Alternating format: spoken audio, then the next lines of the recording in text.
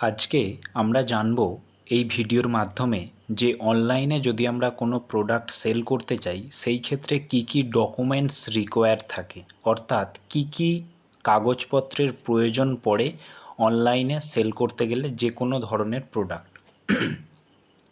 প্রথমেই বলে রাখি, একটা কোশ্চেন প্রত্যেকেরই মনে থাকে এটা, যে আমি জিএসটি নাম্বার ছাড়া কি প্রোডাক্ট সেল করতে পারবো অনলাইনে? তো আপনি সেল করতে পারবেন অনলাইনে প্রোডাক্ট সেল জিএসটি ছাড়া, কিন্তু সেটা শুধুমাত্র বই বিক্রি করতে পারবেন বা সেল করতে পারবেন, এছাড়া আর অন্য কিছু সেল করতে পারবেন না।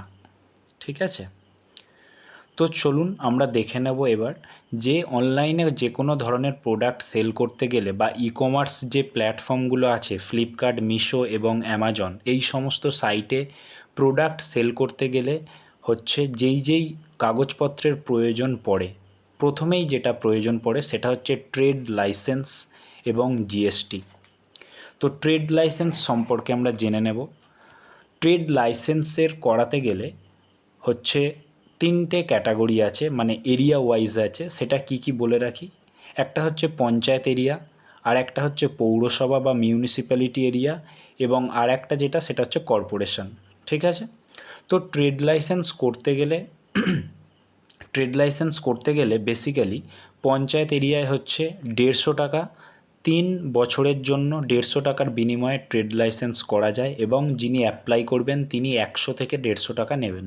ঠিক আছে, তো এবং পৌরসভা এলাকায় ট্রেড লাইসেন্স বানাতে গেলে যেটা মানে যেই পরিমাণ টাকার প্রয়োজন হয় সেটা হচ্ছে ক্যাটাগরি ওয়াইজ অনেক টাকার প্রয়োজন হয়ে পড়ে, কিন্তু অ্যাভারেজ আপনি ধরে রাখুন 700 টাকা হলে আপনার হয়ে যাবে একটা পৌরসভা এলাকারও ট্রেড লাইসেন্স, মানে যদি আপনি পৌরসভায় বসবাস করে থাকেন।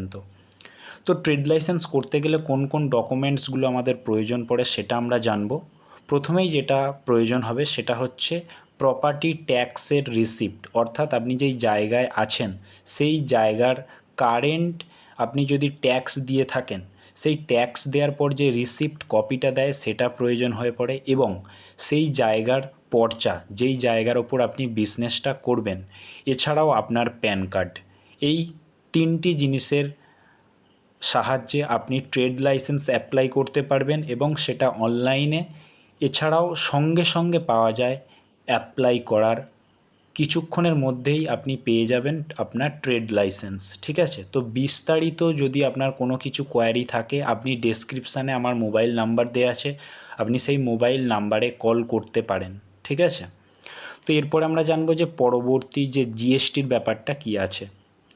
তো জিএসটি রেজিস্ট্রেশন করার আগে করতে হয় ট্রেড লাইসেন্স, এবং তারপরে জিএসটি রেজিস্ট্রেশন করা হয়। জিএসটি রেজিস্ট্রেশনের জন্য যেই সমস্ত ডকুমেন্টসগুলো প্রয়োজন হয়ে থাকে সেটা হচ্ছে trade licence, electricity bill, 1 copy passport সাইজের ছবি এবং পর্চা, এবং ব্যাংকের পাসবুক। এখানে অনেকের প্রশ্ন থাকে যে ব্যাংকের পাসবুক সেটা কি কারেন্ট অ্যাকাউন্ট প্রয়োজন হয় নাকি সেভিংস অ্যাকাউন্টেও ওপেন করা যায়। তো আমি বলে রাখি, এটা সেভিংস অ্যাকাউন্টেও আপনি করতে পারবেন, কিন্তু পরবর্তীকালে যখন আপনার বিজনেসে হেভি অ্যামাউন্ট ট্রানজ্যাকশান হবে তখন আপনার সিএ, অর্থাৎ আপনার যে অ্যাকাউন্টেন্ট থাকবে, উনি আপনাকে বলে দেবেন যে এইবার আপনার কারেন্ট অ্যাকাউন্টের প্রয়োজন। তো এই হচ্ছে বেসিক ডকুমেন্টস রিকোয়ার্ড, যেগুলো হচ্ছে আপনার প্রয়োজন ই কমার্স যে সমস্ত প্ল্যাটফর্ম আছে সেখানে প্রোডাক্ট সেল করতে গেলে। তো আপনি হচ্ছে আমার সঙ্গে 1 to 1 কনসালটেন্সি করতে পারেন, বা আপনার কোনো ধরনের প্রশ্ন আপনি আমাকে করতে পারেন ডেসক্রিপশানে দেওয়া নম্বরে, এবং সেই নম্বরে আপনি প্রথমত হোয়াটসঅ্যাপ করবেন, আমি সময় মতো আপনাকে কল ব্যাক করে নেব। ওকে, থ্যাংক ইউ।